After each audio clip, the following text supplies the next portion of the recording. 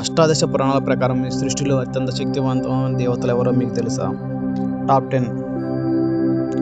నరకానికి అధిపతి అయిన యమధర్మరాజు కలడు.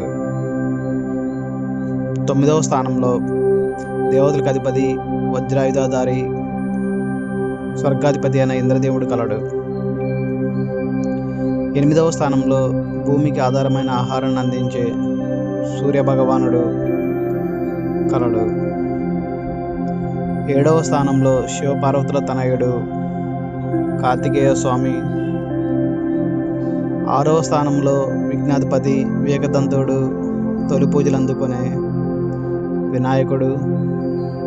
5వ స్థానంలో మహిషాసురమర్దిని సృష్టికారక దేవి దుర్గామాత. 4వ స్థానంలో సృష్టికర్త సృష్టిని సృష్టించిన విష్ణుమూర్తి తనయుడు బ్రహ్మదేవుడు. 3వ స్థానంలో విష్ణు అవతారం అయినప్పటికీ స్వయం భగవాన్గా కొలిసే శ్రీకృష్ణుడు. 2వ స్థానంలో సృష్టి లయ స్థితి కారకుడైన ముక్కంటి శివుడు.